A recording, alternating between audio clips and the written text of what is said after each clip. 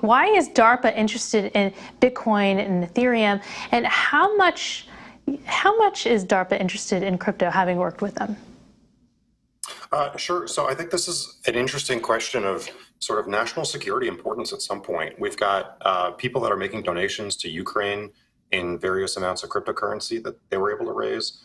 People are using it for a whole bunch of nefarious and criminal purposes, laundering money, facilitating ransomware payments.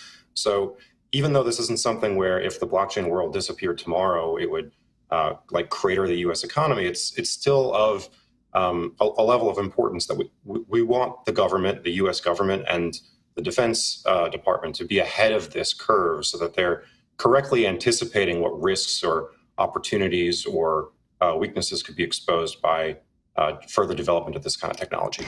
So the study that they commissioned from you is whether or not blockchains are decentralized. And I'm just curious, before we go into the detail on that, are you doing other studies with them or other government agencies? So, we work with a lot of U.S. government agencies. Trail of Bits is a defense contractor. We've worked extensively with DARPA in the past on many of the research programs that they've produced.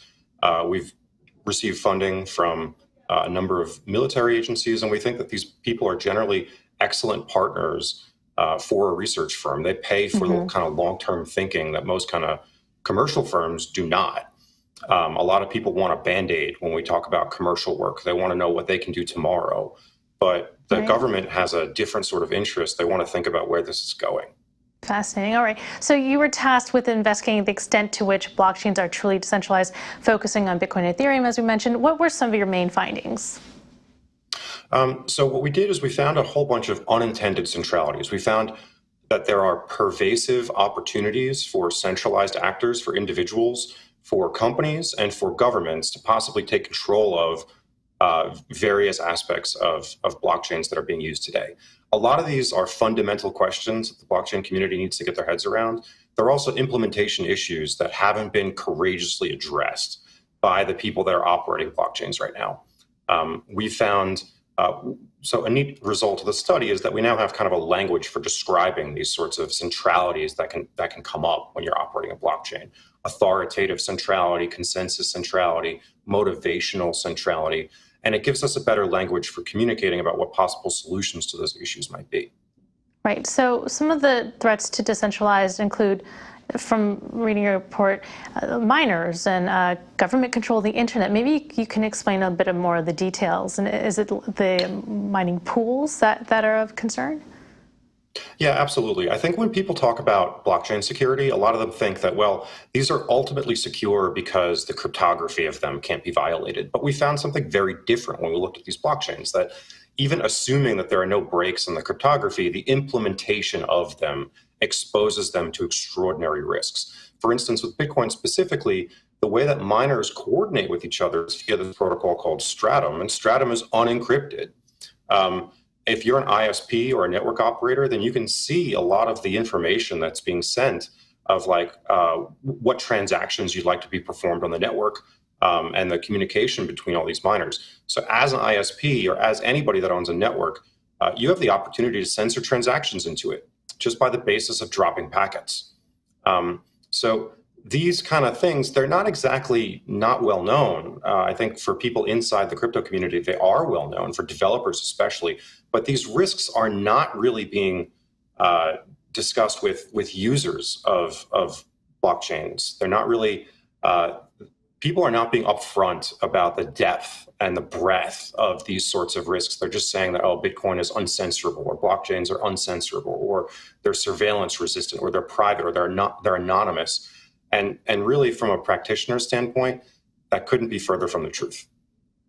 Interesting. And you also challenged the immutability, which also goes into the uncensorable, which all these statements are all treated as foregone conclusions. But I mean, in terms of immutability, I mean, that's in terms of, people who make Bitcoin transactions say they're immutable, that it goes onto the blockchain and it's a universal ledger, no third party like a government or company or bank can go in there and stop it. But you say that is not the case. And you mentioned something with companies. Maybe you can go into how governments can interfere with that? Yeah, sure. So I think the immutability of this is really called into question because every single blockchain out there has some set of entities, some level of control where they can modify what's called the semantics of the blockchain to change past transactions. Bitcoin and its derivatives, they all have a virtual machine for interpreting transaction output scripts. And they frequently update those virtual machines with new opcodes. So on a regular basis, they'll vote on something and decide that, okay, we're going to change how this virtual machine works. Now, what you then look into is, well, who's the person that's actually twiddling the bits? Who's the person that has the opportunity to flip that switch and change those new opcodes and make them work? And how many people are there with that level of privilege? And can I take over their computers and possibly do that action for them? Or can I coerce them in some way? So the questions here, they go pretty deep. So from a government perspective, obviously, if you have control of an ISP, like say Russia or China do, where they have top-down control of a nation's internet, there are a lot of really nasty things that they can do to mess with how blockchains operate. They can introduce network delays in where, for instance, if you're thinking about consensus centrality, we talk about this 51% attack, that the whole network is safe unless you've got 51% of the mining capacity. But in fact, it really only matters if you've got the miners that are actively participating in consensus, of which that number is not 51%. You actually probably need about 2% less. You only need 49. And then if you're if you control your government's your country's ISP, there might be a lot of people that are participating in that consensus that you could cut off from the internet or that you could delay in order to influence how easy or hard it is for someone else to take over consensus. So we have some simulations that are in the paper that show that with modest amounts of network delay introduced into various blockchains, you would only possibly need about a third, maybe 33% of the whole mining capacity in order to take one over. And you say there are just about 3 ISP, internet service providers, out there, correct? Yeah, so again, these unintended centralities are ways that someone can put their thumb on the scale to make a blockchain work in a way that is other than you expect. Like, we think of these things as these decentralized systems where everyone has a voice, but in fact, there's 3 ISPs in the world that have a voice that's much greater than everyone else's. And those are opportunities for someone to press really hard, whether through malicious action or legal action or what have you, in order to make a blockchain do something that you did not want. Well, Dan, here's the question. Then why hasn't, well, I mean, Bitcoin is hacked every day, but why hasn't it succeeded in, I guess, interfering with the blockchain of Bitcoin? Yeah, so I think that what we're entering into is a period where there's a lot more threat and risk that's being applied to these sort of blockchain systems as they get to be more valuable, as they get to be used for more business purposes, as more governments have an opinion about how they're used or what they're used for, particularly with these central bank digital currencies that are popping out. There may be more people that care at that level with the level of resources needed to manipulate these things to meet their own ends.